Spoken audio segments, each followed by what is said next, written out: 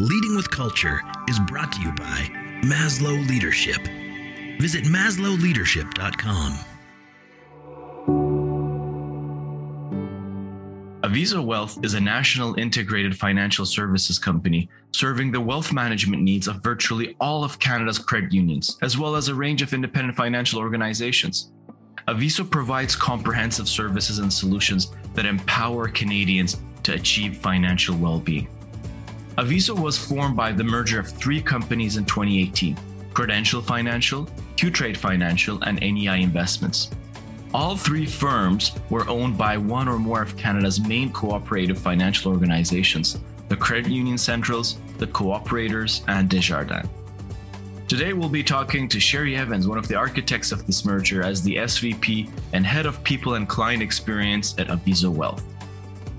Sherri drives a comprehensive client experience strategy to ensure Aviso Wealth provides employees, partners, advisors, and investors with an exceptional experience that is a source of competitive advantage.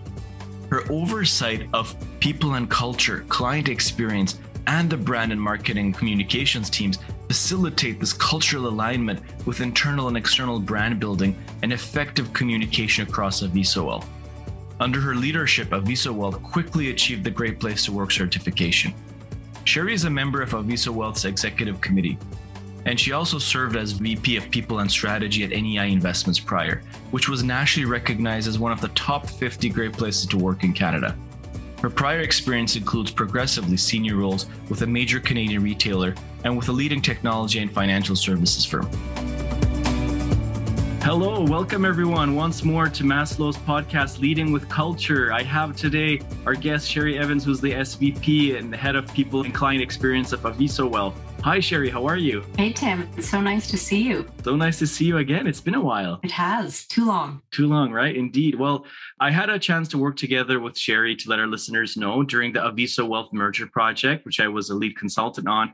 And it was an incredible experience for those of you that know about the difficulty of a two-way merger. Now imagine a three-way merger happening, and Sherri really successfully led that culture merger and helped Aviso Wealth become a certified great place to work as well. So how was that experience like, Sherri? Oh, Tim, you were there. And to your point, I mean, a two-company merger is challenging. A three-company merger is, even more so. But it was fun. And I'm so glad that you were there for part of that journey with us.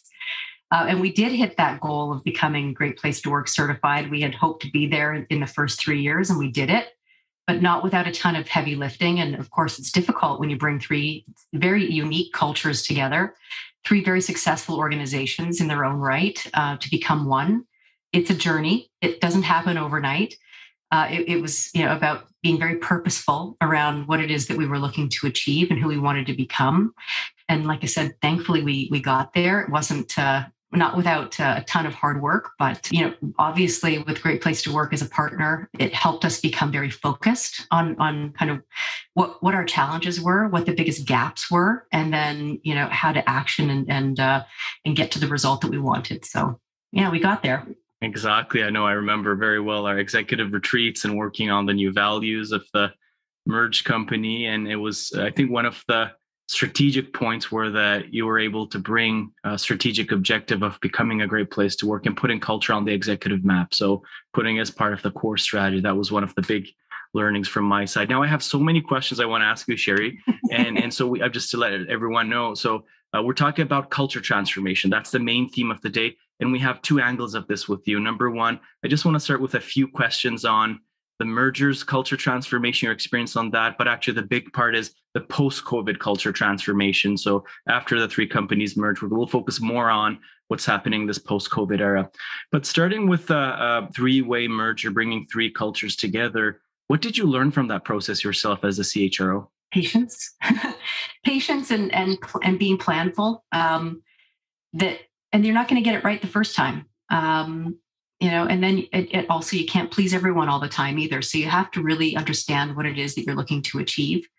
and bringing employees along on the journey with you, asking good questions, taking action based on the results that you do get when employees give you the gift of their feedback, and getting senior leadership aligned. So without that tone from the top, without really being clear on where it is you want the business to get to, what it is that you would like the culture to be, you're not going to get there, because you'll certainly have culture. It might not be the culture that you're hoping for. So it's about being purposeful. It's about really understanding where it is you want to go. And like I said, it's that change management piece too, making sure that employees are along for the journey, and that you're not discounting the feedback that they're giving you. That experience is so crucial, especially when you bring companies together. People who worked in companies where they were happy, they liked the culture of the organization they came from, and when you merge merge three companies together, you don't have all the same tools, you don't have the same environment. Things start to change and shift, and you're not working with all the same people. So it takes some time to really work through all of that. That's the joke I made about patience, but you have to really give people the time to digest the change and get used to the new normal. And so that was sort of key to that journey that we were on sort of pre-pandemic. Yes, I remember us talking a lot about aligning everyone on the vision that this culture transformation is 3 to 5 years. It's not going to happen overnight. There will be annual steps and progress, but it is a 3 to 5 years, and setting that expectation was a little bit stress relieving for some, I remember. Yes. I'm hearing you just gave out a great formula, a little bit, maybe not with intention of a formula, but the executive alignment was a key piece. You said employee inclusion was a key piece, and patience, that this is a process. There is a change management, a transformation management. Now, I kind of think there's a little bit of a difference between the change management, transformation management. But what are your thoughts? How do you coin the term change and transformation, how to manage those? Well, change, if you're thinking about, I give an example, if we decide that we want to change our payroll system or HRIS, you have to kind of manage through, you have to do your research, you have to figure out what it is that you're looking to achieve, implementation, making sure that you have all of that running smoothly. You want to make sure people get paid at the end. You want to manage how you're going to build the processes within it, and who's going to use it and how it's going to be used and all that good stuff. But it's a relatively small element of an entire organization.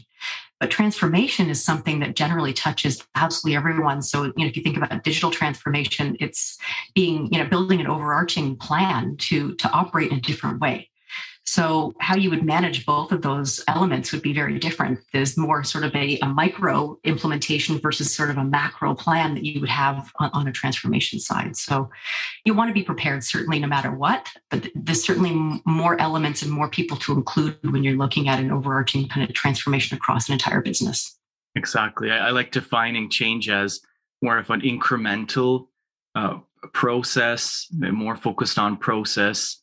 It's the evolution of the business. But transformation, it's the revolution, right? It's a big change that it affects the strategy and affects culture. And maybe that's a good introduction to strategy and culture as well. I remember us discussing a lot how strategy and culture are two sides of the coin. Many leaders, business unit leaders perceive culture as something for HR to do, and that they should focus on strategy. But you're one of the leaders that help them bring it together. They're not separate. Can you tell us a bit more your thoughts on strategy, culture? How does it work together? Well, if you don't have culture embedded in your strategy, then you're probably going to end up being in trouble, because, it was Peter Drucker that said culture eats strategy for breakfast. It's true. If you could build the most beautiful strategy that anyone's ever seen, but if you don't have your employees and your culture aligned to what it is that you're building and where it is you're going, you're not going to get there. And you could get there maybe, in a painful way, but is it sustainable? Likely not. So that's why you need to have culture embedded, as a key element of your strategy, because you want to bring the people along. You want to make sure that you have the right capabilities, the right talent, and the right environment for the business to thrive. So that's why I think that those two pieces are so closely embedded together. Exactly. And working with many CHROs, I'm observing those that are successful in moving the needle. One of the first things they achieve is putting culture on the strategy map. It becomes part of the strategic plan, business plan, whatever it's called. Hence, and then you start spreading it to all executives that they need to own it as well. And in some of the focus groups we conducted, and several leaders were able to quote the Peter Drucker quote. And then I asked, wonderful. So then it eats strategy for breakfast, but how? What do you do about culture? And many of them were looking to their CHRO. So like, that's the CHRO's domain versus the CHRO just putting back on the executive's agenda that you also own culture. So you've also done a lot of work on the culture and brand alignment. And I think that's one of the main areas that really made you extra successful, which made your area expand from CHRO and people leadership to people and client experience leadership. So tell us more about that brand and culture alignment and process. I believe inherently that the employee experience influences the client experience and all of those elements in between. And so purpose is one of those key elements that you need to have clarity around, that all your employees need to be clear about, and not just from an intellectual perspective. They don't need to just understand the purpose. They need to align with it.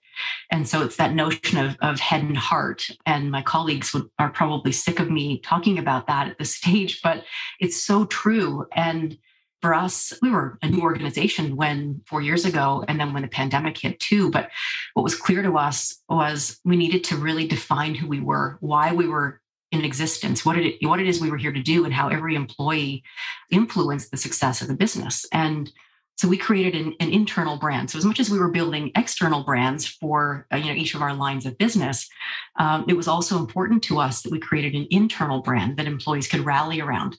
And we created a tagline that was, "I am the I in Aviso." And if you think about the word Aviso and this little I, we have a little person that represents our people, and a manifesto that's written around how important our employees are, how important every single person is to the success of the business.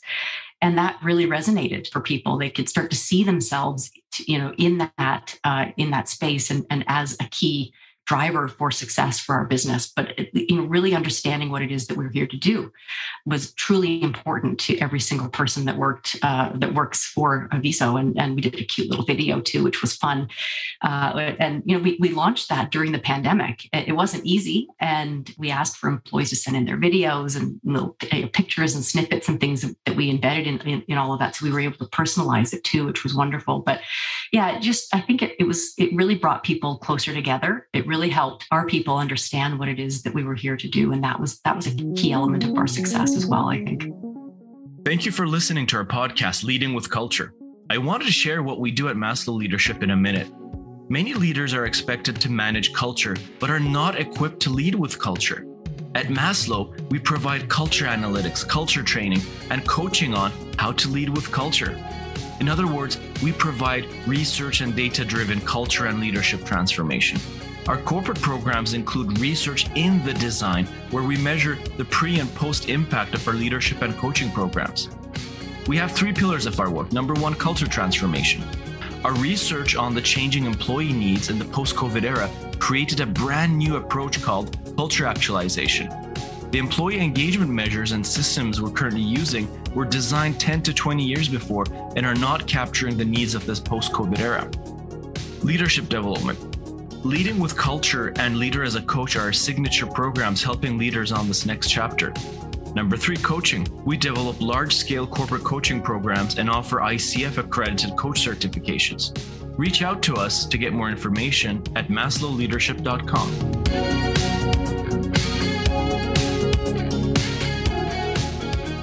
For many leaders, we hear over and over the importance of purpose and why purpose should be the heart.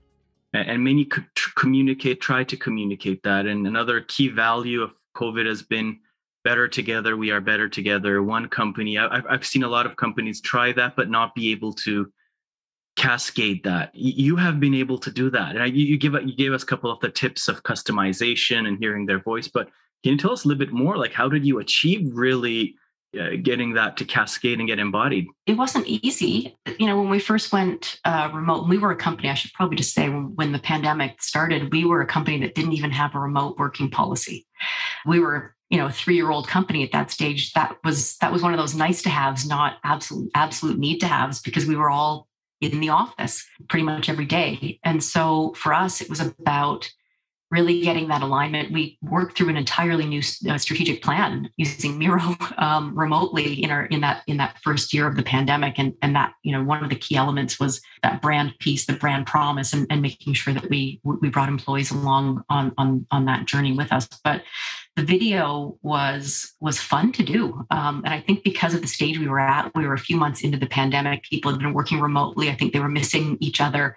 And it was just a fun way to see each other. And to, when we played it at a town hall, I think it was thrilling for folks to see themselves and their colleagues whom they hadn't seen in many cases for months. And so, having the right people at the table, I mentioned a manifesto, making sure that, the script that was attached to that was important. Giving people some swag was also kind of cool. We sent things out. We sent an Aviso mask. I think a lot of companies were doing that, but really, helping, kind of bring people closer and making them feel like they were a part of the work that was happening, I think was important. But yeah, it's hard, right? When you're all working remotely, when you're not used to that, when you haven't seen each other, how do you launch an employee brand?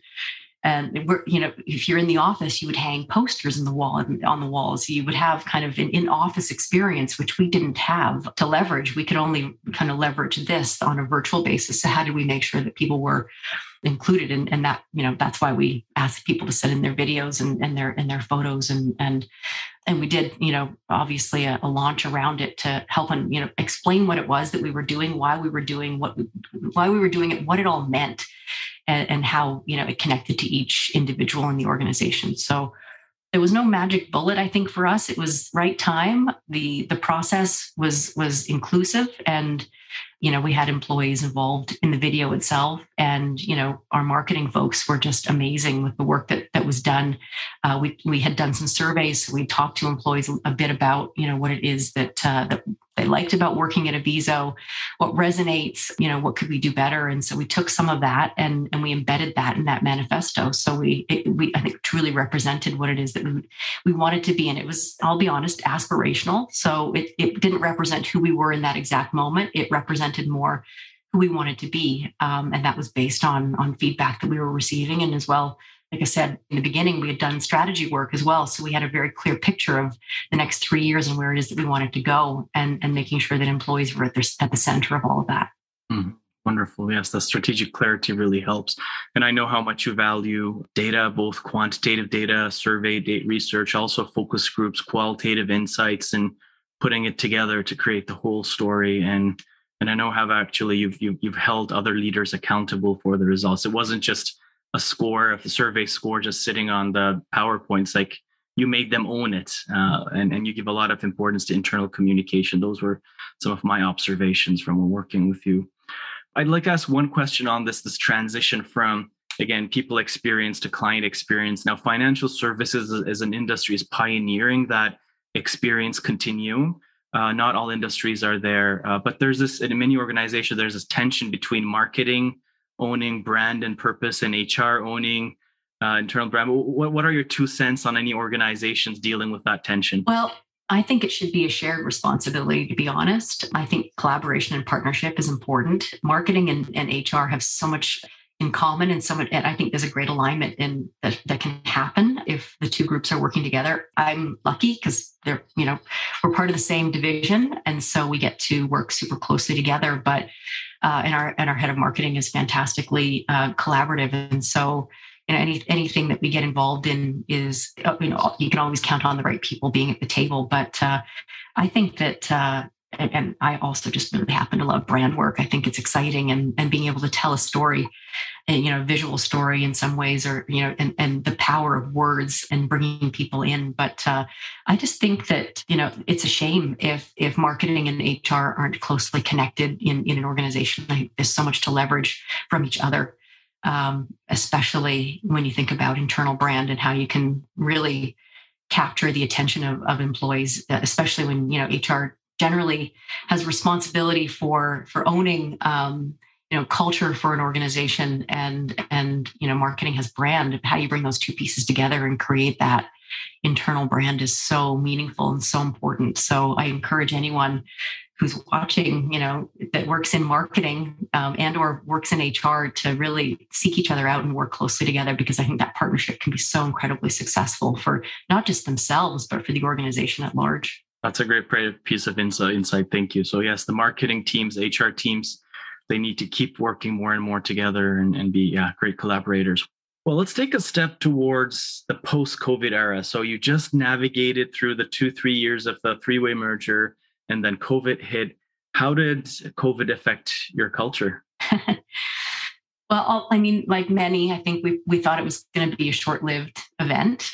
We went remote as quickly as we could. And I mentioned before, we didn't have a remote working policy. We didn't have employees that were equipped to work from home. So our IT folks were champions, just absolute champions, getting everybody set up and successfully working. And then we started to retrofit people with equipment over the following months when we realized that this was going to be a more long-term event. But it was a challenge to stay connected, I think, in the beginning. I know what I did with my team, which is that we had morning coffees. We were meeting just to, shoot the breeze like you would do at getting a coffee in the morning. It was a chance for us to just jump on a Zoom, whoever wanted to be there, and connect. I was meeting with my directs more often. Our executive team was meeting often, really, and we had our BCP group as well, just checking in to see what it is that we needed to do, when we needed to do it, as the scenario kind of unfolded. But what it did for our culture, I think, in the beginning was everyone just started to really, really work super hard. And we had just come through, year end. We had paid bonuses, we'd paid increases. And so there was a lot of positive sentiment happening within the organization, where other organizations, unfortunately, maybe weren't in the same place and able to do the same thing. So I think there was a lot of positive sentiment and employees really pushing hard, wanting to see the business succeed. In the beginning, if you remember, the markets went a little crazy and our assets kind of, drop off a cliff. And then the market started to rally and we started to see unprecedented growth. So we were lucky and very fortunate to have, a ton going on internally. But it was not sustainable. The hard work that our employees were doing was incredible. And I think that positive sentiment started to turn into fatigue over time, because people were working alone. They were in their homes. We were hiring new people that had never met anyone. Onboarding became a challenge. So how do you onboard people digitally? We had to learn that. And then how do you make sure that people have the right training on a digital basis as well? If you think about a call center person, how do you make sure that, they have what they need, the calls that they're doing are, going the way that you need them to? It was a challenge. And so things kind of dipped down, I would say, for a bit of time too. And that was why, that brand work was important, really, getting employees rallied around a purpose and talking about the things that were positive in the organization. We also launched a Voice of the Employee survey. Certainly work with Great Place to Work, but we wanted to be able to manage our own data. And I love data, as you mentioned, but it's hard to manage what you're not measuring. So we wanted to understand, what is the experience that people are having at Aviso? Would you recommend us? We got our first ENPS score as well internally, and so that was important information for us to have.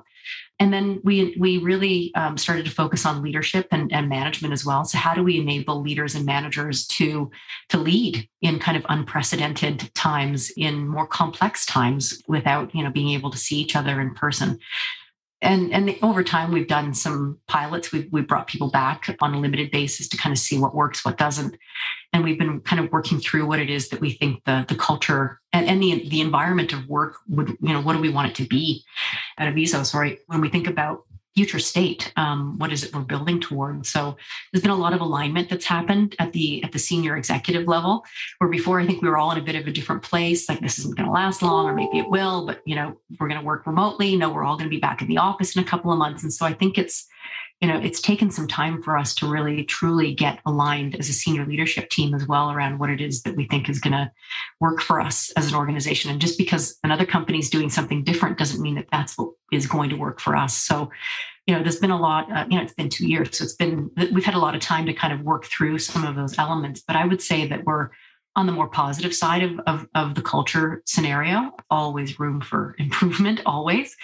Building better tools. I mentioned, we've been going through some transformation, the digital transformation, making the employee experience better by giving employees better tools to work with, making our processes easier, automated, and figuring out what it is that needs to look like so that our clients experience something very positive. But it was a tough go there for a while because the work became so difficult, so heavy.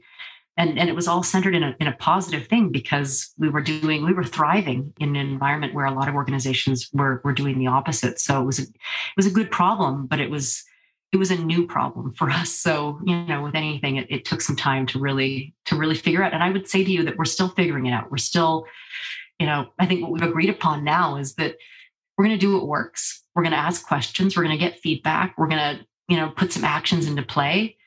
And we're going to iterate, and we're going to figure out what it is that this organization will ultimately look like based on what works and what doesn't. So we're still very much, we're not in a final state by any stretch. And I imagine that a lot of organizations are in the same place. Exactly, Sherri. So as a researcher and a practitioner myself, following the global literature, looking at from all the top consulting companies in the world to the Harvard research or anything coming out, we're just starting to get some research findings in the last 3 to 5 months on best practices on what's showing up because everyone is still experimenting. Mm-hmm. From the consulting realm to all the C realm. It's a process of figuring out together.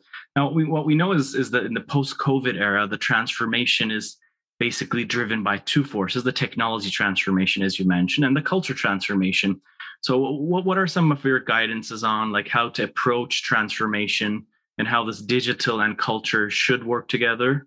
Well, first and foremost, I would say you want to have a very clear picture of where it is you want to get to. And leadership alignment is incredibly important. So making sure that everyone is on the same page. And then, communicating, gathering information, as you mentioned. So what are some of the best practices out there as they start to emerge?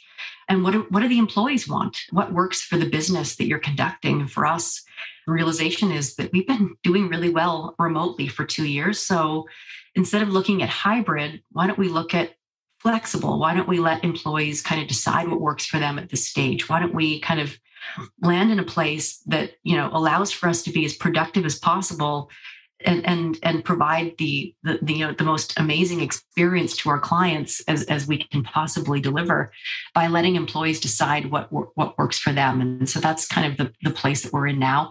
The technology piece layered into that is going to enable that. So how do we change the way that we work? How do we leverage technology in a way that we hadn't before? And I mentioned, as we talked about 3 companies coming together, we were small companies. The technology that we had in place in each of those 3 worked for the size of company that each organization was at that time. Mm-hmm. So we still have some of that holdover, though. Some of these smaller systems that our IT folks have been able to keep going for us and leverage to the degree that we can. But we need to start making some decisions about some of the systems more sort of on an overarching basis, and building a platform. So we want to be a wealth platform, and in order to get that. In order to get there, we need to upgrade and think about the systems that we're using on a day-to-day, and not just on a micro level, but on a macro level. So how do all of these things connect together? And asking employees what works, what doesn't, what do you use a system for? What could you use a system for?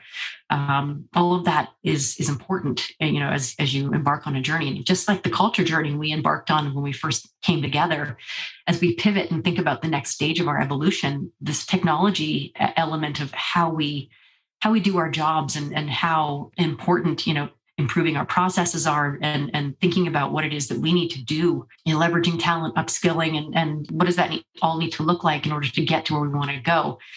That's kind of the next challenge for us. So it's all kind of a perfect storm, the talent, the technology, all of that. So it's a work in progress, but at the outset, you need to be planful. You need to understand what it is that you're embarking on. What is it that you want to do? And we partnered with a third-party implementer to begin with to kind of kickstart things so we can learn to do things in a different way. And now we're on our own, and we've built some new capabilities internally, but it's kind of an exciting time for employees too, because they get to learn new ways of doing things. So it's not all bad news, when you automate, you start to think like, well, what's that mean then for employees?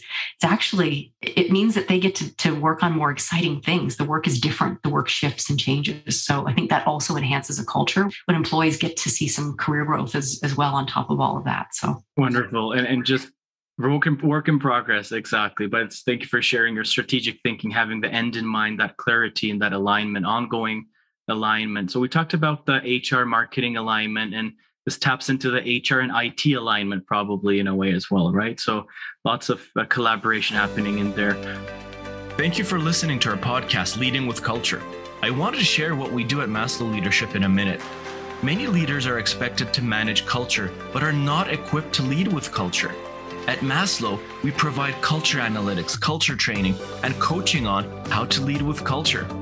In other words, we provide research and data-driven culture and leadership transformation. Our corporate programs include research in the design, where we measure the pre and post impact of our leadership and coaching programs. We have 3 pillars of our work. Number 1, culture transformation.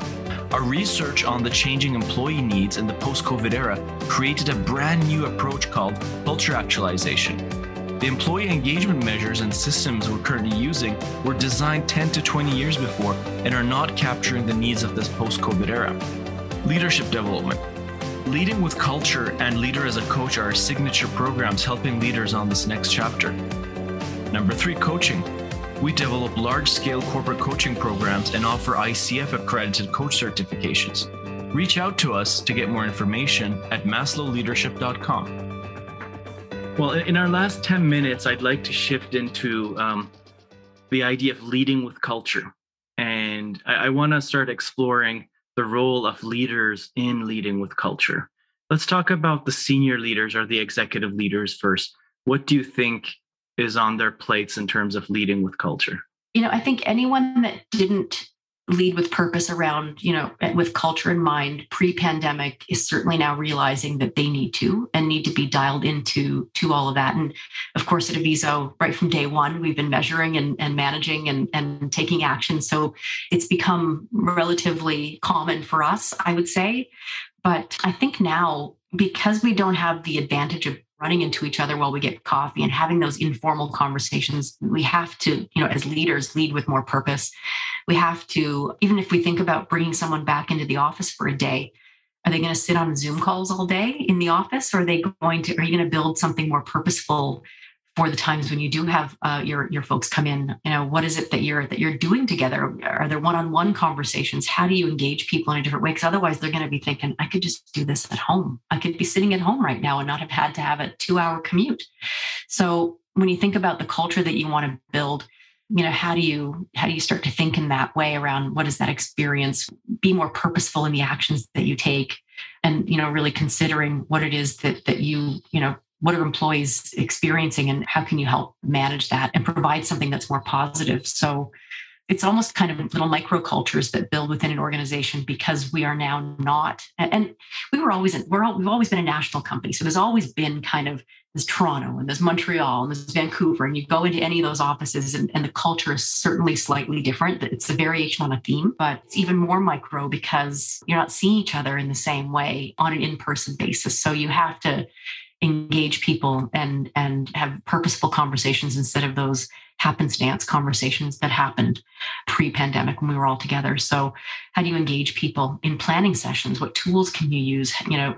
Making sure that everyone understands that you're taking feedback, seriously and continuing to enhance and make changes, but creating an environment that's exciting and fun to work in, and that where you provide, challenging work, but you're also being incredibly transparent, where you can, and giving people information about what it is that's coming next and why you're doing things. I think none of that's different. It's just, you kind of have to pick your moments in a different way, engage people in different ways on different mediums like this, as opposed to that in-person element. But as things start to open up, how do you leverage that in-person experience where you might have an event or a day where everyone goes into the office together and experiences something together? So it's just being thoughtful about how all of that works so that you can continue to build the culture on your team, which then, of course, is linked to the culture of the organization on an overall basis. So I would just say leading with purpose is one of those incredibly important things, especially now, because being a leader is more complex, I think, now than it ever has been. Oh, yes. Considering the stats coming out, like the first year of the pandemic,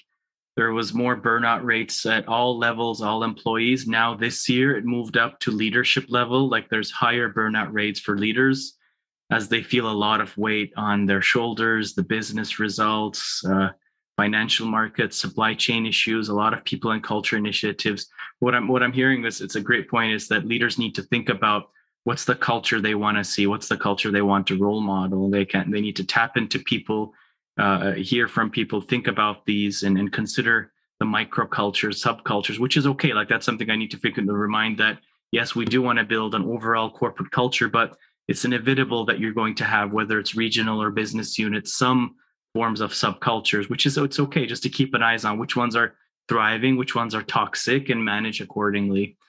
If we move down to mid-level managers, what do you think is the role of mid-level managers in culture transformation? They are so important. Mid-level managers are the unsung heroes in any organization. And I know, Tim, you and I talked about this back at the beginning of the Aviso transformation, because they're often that, I mean, they're sandwiched. They're sandwiched between the executives and the employees, and they're your frontline leaders. They're the ones that employees go to generally for information, for guidance, and for clarity. And so if you don't have that mid-level management group, aligned, understanding what it is that's happening, if they don't have the information, then that's when you start to get a bit of misinformation or spin happening in your organization. So they are so incredibly important to, for any culture transformation, for any culture initiative. And, we always do a cascade where every leader gets something, every manager gets information before employees have it in their hands so they can take it in themselves, manage the information themselves, ask their own questions before then they start to have to field questions from employees. It's just being thoughtful about and considerate of their roles, and they're often the ones that are leading a greater number of employees as well. Sometimes you start to see, in that triangle, you start to see a greater number of direct reports that they have to manage and all the reactions from employees too. So they're so incredibly important to bring along and include in the narrative and to get feedback from, because they see it. They're right on the front lines. They know what's working and what's not. So it can be a blind spot for many. It's easier to just kind of manage things over here, but you have to be so inclusive when it comes to that group, that cohort, because they can make or break a successful culture transformation for sure. Exactly. Well said. Very well said. Yeah. So thank you for sharing, Sherri. I'd like to just move into this research, which I mentioned you as well. Over the last 2 years, we've been researching the changing employee needs in the workplace and how employee experience relates to culture. And of course, we've built on Maslow's framework, but we revise it for the 21st century. And what we're pioneering is that we want to expand our understanding of culture from culture as values and behaviors only. Most companies define it as that side, which I believe it's crucial. You need to have the North Star. You need to have that framework as a guiding aspirational framework. Yet the missing link in culture is truly understanding what employees need. And if there's a disconnect there saying that, no, this is like independent of the employees, this is what we want to do, it doesn't work out. So I think what I've heard throughout this whole hour is actually what we've been researching on. This idea of understanding employee needs at work is a prerequisite to build a great workplace culture. And that's what we mean by culture actualization.